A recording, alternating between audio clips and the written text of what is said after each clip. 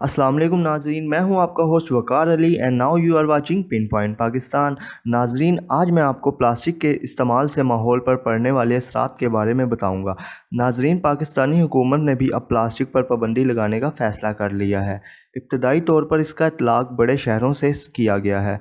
Plastic पर पाबंदी लगाने का ये एक ज़बरदस्त फ़ैसला है, लेकिन क्या आपको पता है कि हुकूमत को ये सख्त फ़ैसला क्यों करना पड़ा?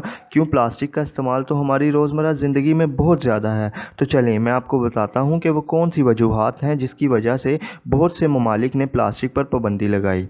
प्लास्टिक का कचरा हमारे पानी और खुश्की दोनों को नुकसान पहुंचाता है। इसके साथ साथ हवा जिसमें हम सांस लेते हैं, इसमें भी प्लास्टिक के ज़रात शामिल होते हैं। प्लास्टिक के कुछ इकसाम तो ऐसी हैं जिनको रिसाइकल किया जा सकता है, लेकिन ज़्यादातर एक दफ़ा इस्तेमाल के बाद ज़ाया कर दी जाती हैं। अब ये ज़ाया होने वाली अशिया नदी नालों के ज़रिए समुंदर तक पहुंच जाती हैं, जो कि आबी ज़िंदगी के लिए बहुत ख़तरनाक हैं।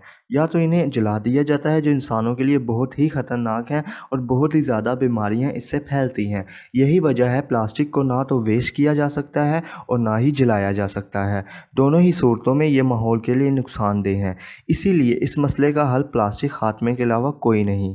पाकिस्तान से पहले तकरीबन 127 ममालिक प्लास्टिक के इस्तेमाल पर पाबंदी लगा चुके हैं। दोस्तों, प्लास्टिक पर पाबंदी के मेन वजूहात तो आपको बता दी गई। अगर आपको इसके इस्तेमाल से होने वाले नुकसानात का पता है तो प्लीज़ कमेंट सेक्शन में ज़रूर बताइएगा। अगली वीडियो तक मुझे दे इजाज़त। आपका होस्ट वकार अली। देखते रहिए पिन पॉइंट पाकिस्तान। अल्लाह हाफिज़।